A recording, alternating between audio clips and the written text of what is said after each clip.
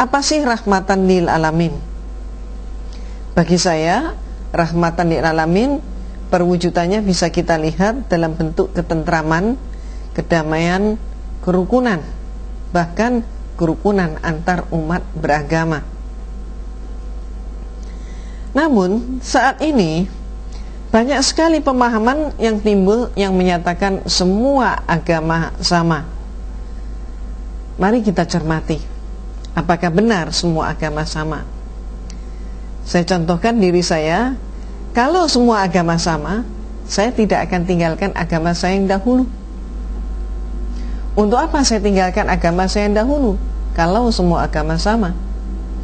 Berikutnya, kalau semua agama sama, barangkali dalam satu minggu kita masuk ke masjid, tapi minggu depannya kita masuk ke gereja, minggu depannya lagi masuk ke wihara, dan minggu depannya lagi kita masuk ke pura. Kenapa?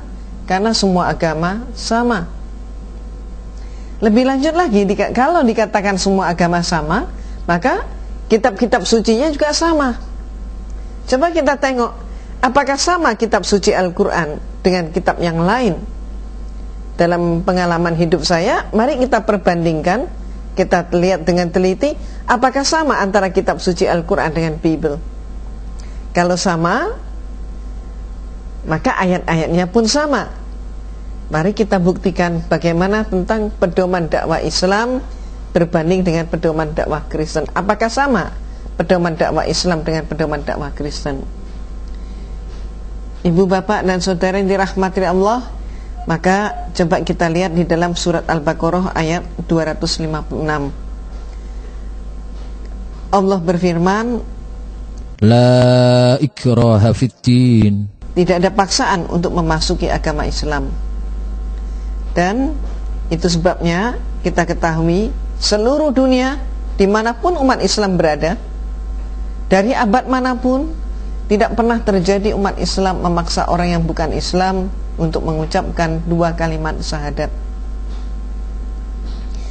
Demikian pula surat Al-Kafirun ayat 6. Lakum dinukum waliyadin. Untuk mula agamamu dan untuk kulah agamaku.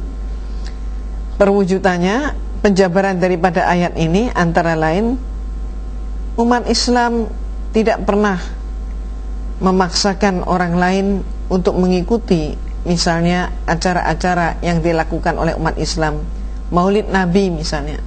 Kita tidak pernah mengajak orang lain ataupun meminta dukungan orang lain untuk menyelenggarakan acara itu. Kenapa? Karena lakum dinukum waliyadin. Untuk mula agamamu dan untukku agamaku.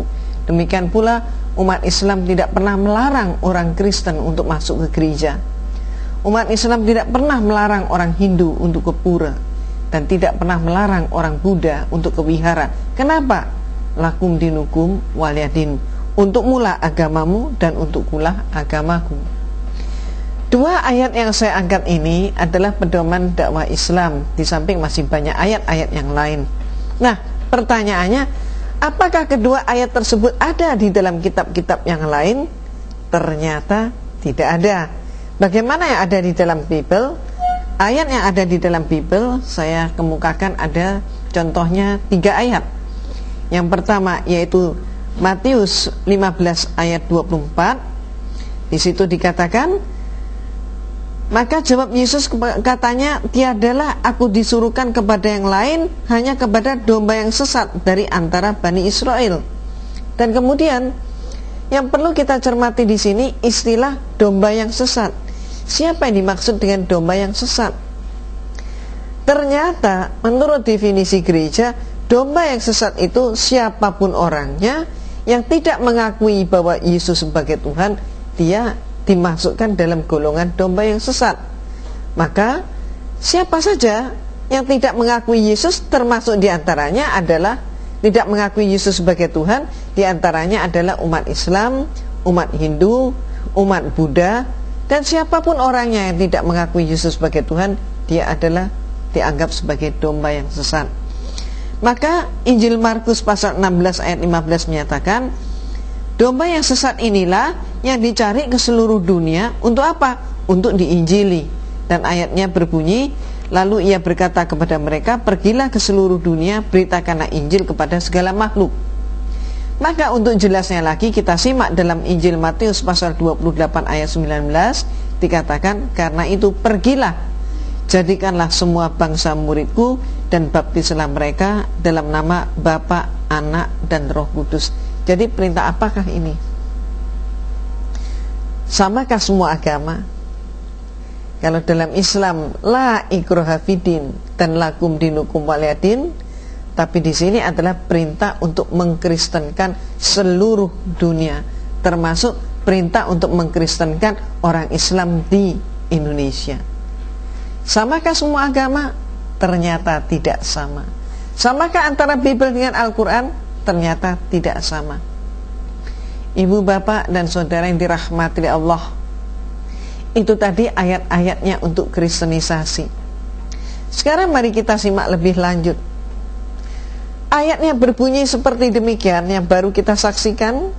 Ternyata tidak hanya ada ayat saja di dalam Bible, tapi ayat tersebut ditindaklanjuti dalam bentuk instruksi-instruksi. Dan berikut